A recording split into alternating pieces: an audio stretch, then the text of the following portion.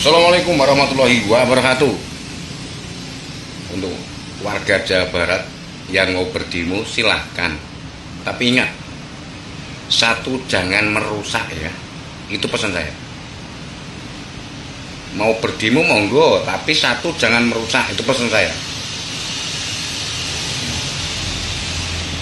Kalau sampai merusak, akan saya cari provokatornya siapa. Ya, itu pesan saya satu aja. Silahkan berdemo monggo, silahkan, itu hak jenengan. Menuntut monggo, tapi ingat jangan merusak ya. Itu sekali sampai merusak, akan saya cari provokatornya sampai kedapatan, sampai kemanapun saya kejar ya gitu. Oke, makasih. Assalamualaikum warahmatullahi wabarakatuh. Baik, bismillahirrahmanirrahim. Assalamualaikum warahmatullahi wabarakatuh. Sampurasun, Pak Gubernur. Pak Prabowo, tolong segera investigasi, audit Said Iqbal dan organisasinya yang telah menarik iuran per bulan dari setiap buruh di Indonesia.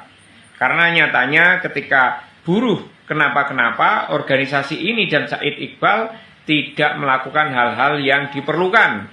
Malah lebih sering untuk menggerakkan demo, menggerakkan buruh, dan menekan pihak tertentu. Untuk itu, saya ingin jujur bahwa cara KDM menangani kepentingan buruh dan perusahaan serta tumpangan politik sangat istimewa. Dia berpegang teguh pada sisi administratif dan rasionalitas serta kebijakan yang jelas. Assalamualaikum warahmatullahi wabarakatuh. Bapak Said Iqbal selaku Presiden Partai Buruh Indonesia, dia paling depan memperjuangkan yang katanya hak buruh, memperjuangkan kenaikan buruh para pekerja. Beliau tampil paling depan, bersuara paling keras dengan dalih memperjuangkan hak para pekerja. Patarosan pertanyaan saya, waktu ada PHK massal karyawan, di manakah beliau? Sekali lagi, waktu ada PHK massal karyawan, di mana seorang Said Iqbal yang seorang presiden buruh di negara kesatuan Republik Indonesia? Wassalamualaikum warahmatullahi wabarakatuh. Lain eta aing mah bapak naonnya eta Iqbal gitunya anu gogorowokan masalah buruh gitu apa kumaha eta teh atuh bapak geus bareng-bareng jeung Pak Dedi Pak atuh gotong royong ulah sok pencitraan naon ka Pak Dedi teh sebut pencitraan wae atuh naon Pak pencitraan teh aing teu ngarti. Aing anu ngarti lagi lamun sia sebagai pemimpin buruhnya tah. Gotong royong we jeung Pak Dedi atuh teu kudu nyebutkeun pencitraan karoplok sia mah jelema pinter tapi sia mah anjing sia mah pinterna kabalinger goblok. Teu pararantes teuing sia mah jadi pamimpin anjing geus we eureun atuh jadi pamimpin teh ai hoream mah euy. Hoream gabung maksud aing teh kudu gabung atuh jeung pemimpin nu sejen lain palah silih hujat pencitraan naon sia mah koplok. Wah cek aing naon mata ngopi anjing ngopi heula atuh. Mun geus ngopi mah sia teh tenang meureun pikiran jadi kalem ngariung gitu jeung pimimpin nu sejen teh. Sok ayeuna aran kumaha buruh teh. Kitu atuh. Lain anjing pencitraan waduh pencitraan.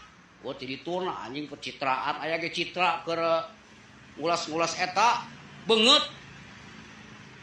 Warga, sumpah ya, gue kesel banget nih sama satu orang ini nih. Selain Said Iqbal, gue sebel nih sama si ini nih, yang bernama siapa? Sumarna siapa? Orang luar Jawa Barat yang mencari nafkah, mencari makan di daerah Jawa Barat untuk ngempanin anak bininya gitu ya. Tapi omongannya, nih, lihat. Apa yang sekarang dilakukan Deddy Mulyadi, dia datang nih ada sekitar misalkan dikasih tahu di sana warga miskin lagi di ada penganiayaan, dia datang kasih bantuan. Itu kan kerjaan YouTuber. kerjaan TikToker kan. Jadi ini kepala daerah atau seorang raja, kita bingung. Gini nih, kalau otaknya didengkul, ya. Kalau otaknya, pikirannya itu cuma duit, gaji gua naik aja sesuai yang gua inginkan begitu kan ya.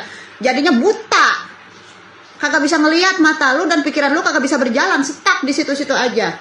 Kalau kata gua ya itu memang kerjaan kepala daerah, ya. Kerjaan kepala daerah itu kan memang membantu orang yang sedang kesulitan, orang miskin, rakyatnya yang miskin, rakyatnya yang kesusahan, rakyat yang terkena musibah.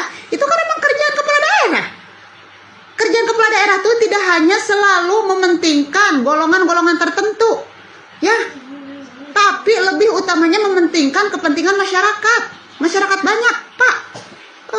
Makanya cuci dulu dah sono otak lu biar bersihan dikit begitu ya, sama hati lu tuh sekalian lu cuci, rendam di kembang 7 rupa sekalian biar bersih. Menurut saya ya asik ngonten, Dedi. Asik ngonten, bukan seorang kepala daerah yang membuat sebuah regulasi. Jadi isinya gubernur itu konten sama ganti nomor HP.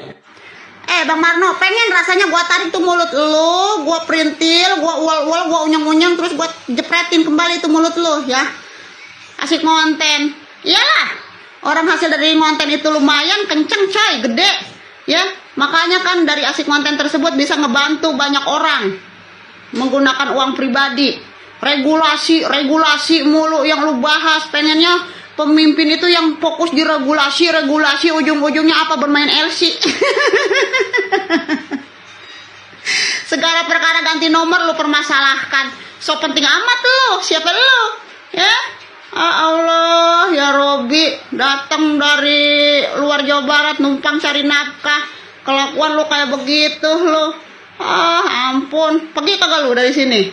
Kalau kiranya emang lu udah kagak suka gitu dengan pemimpin di Jawa Barat, udah kagak suka dengan gaji yang lu dapatkan, mendingan lu resign, lu mengundurkan diri, terus lu pulang ke kampung halaman lu, ya. Biar apa? Biar banyak yang ngegantiin posisi lu sekarang tuh, warga Jawa Barat asli, ya. Ribet lu jadi orang, makanya sesekali lu jadi konten kreator juga. Cari sampingan tuh dari konten kreator ya, gede coy. Duit dari konten tuh ya, lebih dari yang lu tuntut. Nih Bro Jen, Gubernur Jawa Barat KDM sekarang ya sedang menerima tantangan dari Presiden Buruh. Kenapa seperti itu? Sekarang Presiden Buruh akan melaporkan KDM terkait pelanggaran penetapan UMSK katanya. Nih simak videonya. Konfederasi Serikat Pekerja Seluruh Indonesia atau KSPSI menyatakan siap melaporkan Gubernur Jawa Barat Deddy Mulyadi atas dugaan perbuatan melawan hukum terkait penetapan dan revisi upah minimum sektoral kabupaten kota atau UMSK tahun 2026. KSPSI menilai kebijakan UMSK di 19 kabupaten dan kota di Jawa Barat tersebut melanggar peraturan pemerintah nomor 49 tahun 2025 tentang pengupahan, serta dinilai telah menghilangkan hak buruh.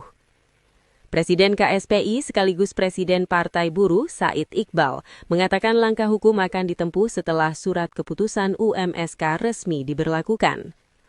Selain melaporkan dugaan perbuatan melawan hukum terhadap Gubernur Jawa Barat dan Kepala Dinas Tenaga Kerja, KSPI juga memastikan akan mengajukan gugatan ke Pengadilan Tata Usaha Negara atau PT UN Bandung.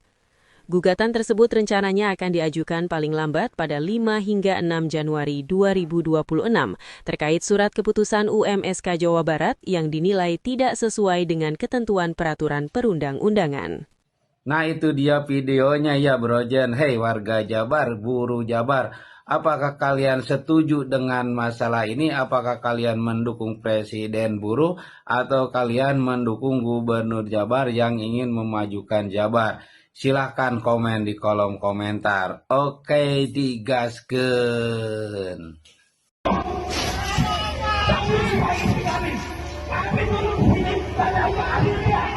Sejarah ya telur. Hiji-hiji na gubernur di Indonesia, cuman gubernur Jawa Barat anu di demo ku para buruh teh nya Bapak Sia eta teh euy ngacapruk dina konten kaos nu heueuh kitu. Banyak yang memanfaatkan momen-momen ya di mana ada celah-celah yang bisa diserang oleh para pembenci ya, terutama terhadap Gubernur Jawa Barat KDM. Bahkan kegiatan beliau pun ketika mengunjungi Aceh ya, dalam rangka mewakili masyarakat Jawa Barat dalam memberikan bantuan maupun memperlihatkan rasa belasungkawa lah terhadap korban bencana di Aceh, itu pun digoreng ya, digoreng sedemikian rupa yang pada intinya menyudutkan KDM itu sendiri, yang pencitraan lah, konten lah, dan lain sebagainya. Di sini saya sendiri bukan pendukung KDM, bukan pemuja KDM gitu kan ya, dan tidak memiliki keterkaitan secara langsung dengan KDM ya, tidak memperoleh manfaat atau bahkan mengenal beliau pun secara face to face juga belum pernah. Tapi justru mari kita sebagai masyarakat Jawa Barat berpikir terbuka, sehat, gunakan akal dengan cermat gitu kan ya. Nah, KDM ini ya memiliki pekerjaan ya gitu kan ya di luar pemerintahan gitu ya, itu yaitu aktif di konten, dan itu menghasilkan uang bagi dia gitu, dan si penghasilannya itu dari konten itu dikembalikan atau diberikan kembali kepada masyarakat gitu ya, terutama untuk hal-hal yang bersifat urgent. Kenapa? Karena pembiayaan yang akan dilakukan oleh pemerintah itu butuh istilahnya sistem ya yang cukup lama gitu kan, berjenjang. Jadi tidak bisa KDM memberikan suatu secara langsung ya terhadap kondisi-kondisi yang terjadi di masyarakat kalau bukan dari sumber daya beliau sendiri yang bisa langsung dikeluarkan. Nah, seperti itu ya. Justru menurut saya gitu kan ya, daripada pejabat-pejabat baik gubernur, bupati atau menteri sekalipun gitu ya, dia tidak memiliki penghasilan yang lain, hanya memanfaatkan atau hanya bergantung kepada jabatannya. Nah, justru disitulah beresiko dengan hal-hal yang terkait dengan korupsi, kolusi, nepotisme, ngejar-ngejar proyek dan lain sebagainya yang selama ini terjadi. Nah, justru saya heran masyarakat kita kok lebih, sebagiannya tentunya, sebagian kecil dan saya yakin lah, lebih menyoroti hal-hal yang berkaitan dengan KDM, sementara justru saat ini ya ada berita viral tuh ya yang mungkin tidak rekan-rekan sekalian lihat ya, penangkapan salah satu tokoh lah gitu yang korupsi 300 triliun hanya dikenakan hukuman 3 tahun. Coba bayangkan gitu kan, 3 tahun dan denda entah 5.000 entah 500.000 itu saya juga belum ini kemarin.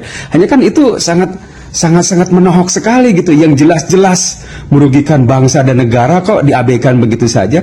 Yang terus dihantam itu KDM, dan yang herannya itu yang menyudutkan KDM itu bukan cuman warga Jawa Barat ya, sebagian itu justru dari luar, terutama tokoh-tokoh politik di luar, dan dikait-kaitkan dengan ketakutan potensi KDM di 2029 itu terlalu jauh lah kita melihatnya seperti itu. Terus yang kedua terkait dengan masalah buruh dan lain sebagainya, ya pemerintah ini kan sifatnya menengahi gitu kan ya, bagaimana bisa menampung aspirasi buruh ya yang memiliki keinginan untuk terus naik gajinya, tapi di satu sisi juga harus memperhatikan kemampuan dari para pengusaha itu sendiri gitu kan. Kalau pemerintah cenderung terlalu istilahnya itu mengikuti apa yang diinginkan oleh buruh sehingga para pengusaha itu keberatan, kan bisa saja hengkang pengusaha itu kan ya gitu. Jadi si usahanya diberhentikan dan akhirnya terjadi